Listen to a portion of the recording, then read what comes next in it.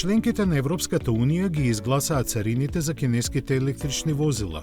За нив беа 10 земји против 5, а 12 гласаа воздржано. Меѓу големите производители на возила само Германија беше против воведувањето на царините. Франција и Италија гласаа за, додека Шпанија беше воздржана. Европската комисија сега има рок до крајот на месецов да ја подготви финалната регулатива, пошто царините кои ќе важат 5 години ќе станат официјални. Со нив не се опфатени хибридите и бензинските возила и ќе бидат различни за секој производител.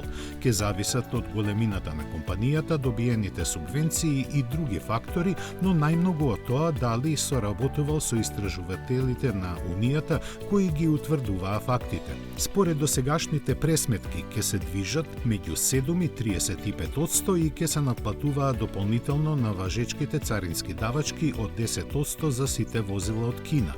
Царини ќе плаќаат и западните марки кои своите електрични возила ги произведуваат таму, како што се Тесла, Волво, Дачија и други. Европската Унија се реши на овој чекор за да се запре експанзијата од Кина, чии производители во моментов имаат вишок капацитети за 3 милиони електрични возила годишно.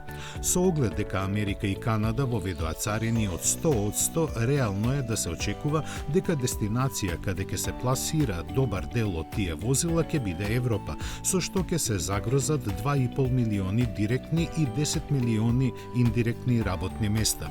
Кинеските власти веќе реагираа на дополнителните царини, засега со жалба до Светската трговска организација и разгледувањето на можностите за воведување на контрамерки за некои европски производи.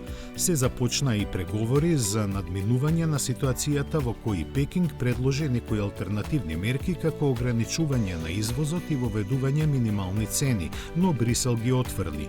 Единствен заеднички став засега е дека преговорите ќе продолжат и покрај воведувањето на царините за да се спречи економската војна.